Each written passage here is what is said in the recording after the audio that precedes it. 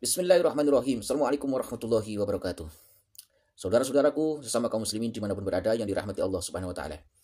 Izinkan Al-Fakir untuk kesekian kalinya untuk mengingatkan dan tidak bosan-bosan Al-Fakir mengingatkan sesama kaum muslimin untuk berhati-hati dan waspada terhadap kelompok-kelompok yang saat ini mengklaim mengatasnamakan sebagai pembela Wali Songo, sebagai laskar sabilillah, sebagai laskar pembela Wali Songo.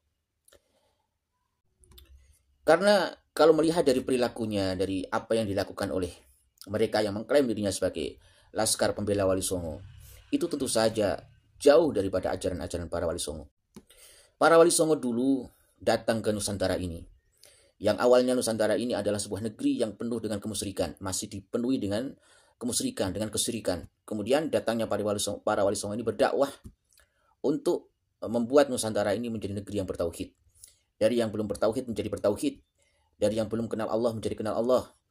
Perjuangan para Wali Songo tanpa peperangan, tanpa kekerasan.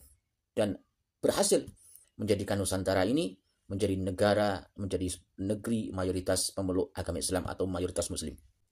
Kemudian apabila kita melihat dari perilaku ormas ini yang mengklaim dirinya sebagai pembela Wali Songo, tentu saja itu merupakan pelecehan, penghinaan, dan pengkerdilan. Bahwa seakan-akan para Wali Songo itu dulu berjuang tanpa ilmu fikih, tanpa ilmu tauhid, tanpa mengajari orang-orang Nusantara ini ilmu syariat, tanpa mengajari ilmu hadis, ilmu Al-Quran, dan tanpa mengajari tentang ilmu-ilmu ubudiyah, muamalah. Seakan-akan para Wali Songo ini hanya mengajarkan perang, mengajarkan perdukunan, mengajarkan perklenian. Maka saya berani mengatakan bahwa semakin yakin bahwa kelompok LSM ini, ormas ini yang mengatasnamakan sebagai pembela Wali Songo ini, tidaklah lebih dari segerombolan para dukun-dukun, tukang-tukang klenik yang mereka bersembunyi di balik nama besar Wali Songo. Maka saya mengingatkan kepada kaum muslimin, khususnya warga Nahdliyin, secara khusus, secara umum kepada kaum muslimin untuk berhati-hati dengan mereka ini. Jangan tertipu. Jangan mudah tertipu dengan slogan mereka yang mengatasnamakan sebagai pembela Wali Songo. Dan orang-orang yang masuk ke ormas ini, yang masuk ke LSM ini, saya yakin dengan seyakin-yakinnya, kalau betul-betul santri alumni pondok pesantren yang lulus, yang mondok di pondok pesantren salaf, yang belajar tauhid, belajar nahwu shoroh, belajar fikih, belajar usul fikih, ya, belajar ilmu hadis, ilmu Al-Quran, dan dia biasa belajar sorokan dengan kiai, dengan ulama tentang kitab-kitab karya para ulama salafus sholih.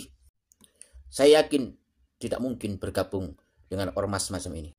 Mari kita lihat salah satu contoh daripada kelakuan ormas ini.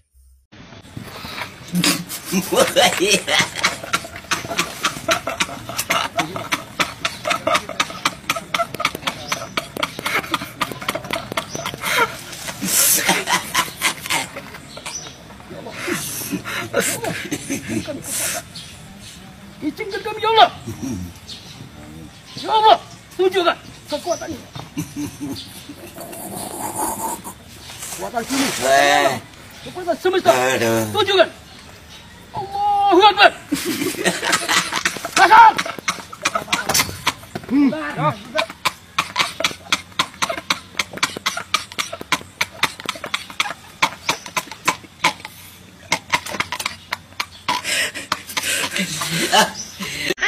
Mungkin wajah Anda tidak laku.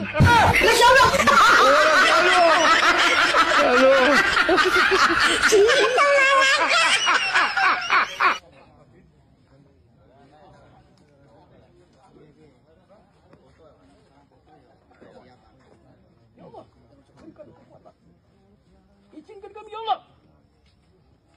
Ya Allah, tunjukkan kekuatannya. Kekuatan bumi, kekuatan alam, kekuatan semesta. Tunjukkan. Allahu Akbar.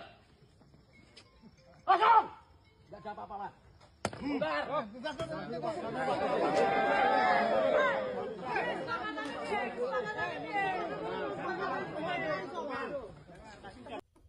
Setelah kita melihat tentang video tadi, silahkan kalian simpulkan sendiri.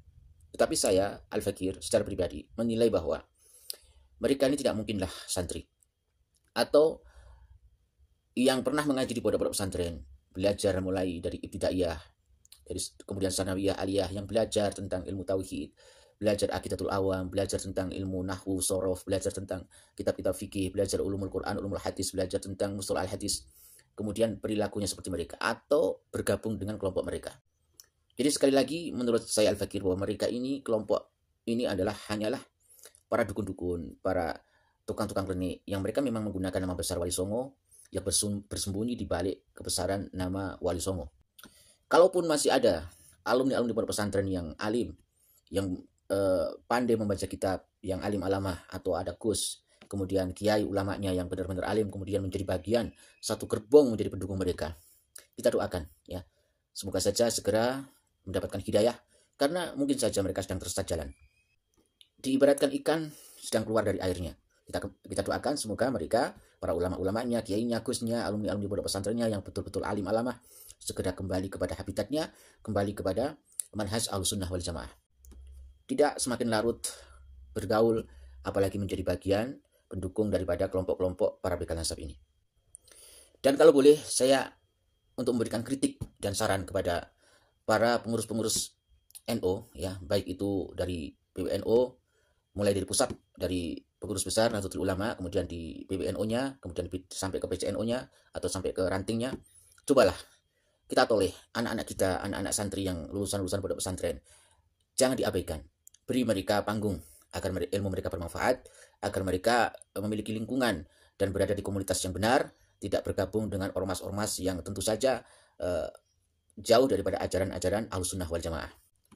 Karena tentu saja banyak sekali anak-anak kita, anak-anaknya orang NU ya, yang alumni-alumni pondok pesantren yang pulang mondok, kemudian mereka sebenarnya alim, alamah, pintar baca kitab, tapi karena mereka tidak punya kesempatan untuk berbagi tentang ilmunya, untuk memanfaatkan ilmunya, mereka tidak pernah diberikan kesempatan, tidak pernah diberi panggung, sehingga pada akhirnya mereka mencari komunitas sendiri, mencari kenyamanan, mencari teman, mencari lingkungan sendiri, akhirnya mudah terpengaruh bergabung bersama ormas-ormas yang tentu saja sangat jauh daripada ajaran-ajaran An-Nahdliyah.